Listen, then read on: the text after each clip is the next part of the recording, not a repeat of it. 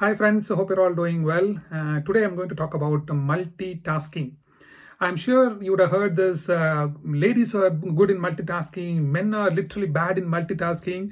But in my view, I think it is all a habit. Okay, so if you train your mind to multitask, it will try to multitask, it gets distracted. But if you train your mind to do one thing at a time, it will try to do one thing at a time. Okay, so I think according to me, the downsides of multitasking are immense. Okay, so people think that they are multitasking, but in actual fact they are not really multitasking. They are switching from one task to another task, and there is a switch time involved between switching from one to another, and it is not effective. Okay, so people think they are multitasking, but they are not actually effective.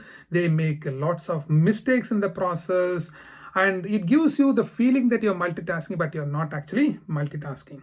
Okay, and especially if you're cooking, for example, right? So and if you're trying to multitask, you suddenly get confused whether you added salt or not, whether the whistle came or not, if the whistle came, how many whistles came. So it gets, you get into this confusion, right?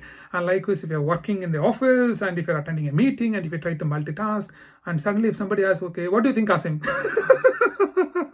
and you kind of wonder, okay, sorry, I missed it, could you please repeat? So it kind of put you in an embarrassing situation sometimes. And if you're a student and if you're listening to music, or if you're listening to if you're watching a television and studying, sometimes I ask my kids, okay, so at school, when you're writing an exam, do they actually play music in the background, or do they play television? Because the exam situation is something different, isn't it? It's going to be calm and quiet, and therefore you want to kind of mimic the situation at home when you're actually studying, isn't it? So I think it is quite important. And sometimes I notice that multitasking can actually cause serious incidents. Especially, I've seen people driving in India. People drive, motorbikes, and they kind of answer phones, and their hand is like this. Okay, so I used to wonder, how do you actually do that? Especially, in some country roads. The roads are not that good, and it can cause serious incidents. And likewise, if you're driving in motorway and if you're getting distracted, okay, it can cause serious incidents, isn't it? So I think this is extremely important that you try to do one thing at a time. Okay, sometimes you would have noticed that you may be doing work, and your wife or your children would have asked something, and you're deeply engrossed in the work, and you would have nodded your head. And when they do something, and then you ask them, okay, why did you do that? And they go, you only said, you only nodded your head. So that indicates that when you're when the work is really important, you can't really multitask. Okay, so I can give loads and loads of example like this of the benefits of doing one thing at a time versus the downside of trying to multitask. Okay, and if you try to do one thing at a time, okay, believe me friends, your quality of your work will improve, your focus will improve, your concentration will improve, your memory will improve. People struggle to remember because they try to multitask and the mind is getting completely distracted. So try to focus on one thing at a time. And especially, if you're a religious person, or if you're a spiritual person, if you go to temple, if you go to mosque, what do we actually do? We pray. And why do we pray?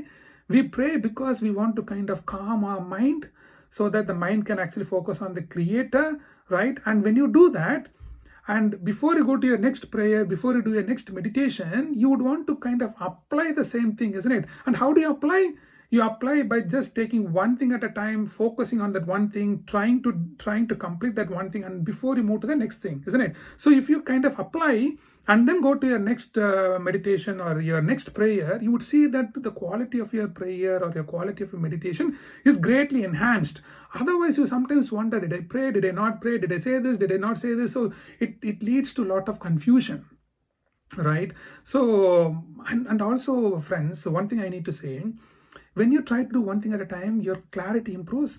And sometimes you would also notice that you have a deeper insight on certain topics. Okay, but if you try to multitask, and if you look at certain things at the surface, you kind of miss out those deeper insights. Okay, so think about this, friend. And also, one other important benefit of doing one thing at a time: if you pick up a quarrel with your wife or your spouse or your boss, okay, if you try to kind of do one thing at a time, what then happens?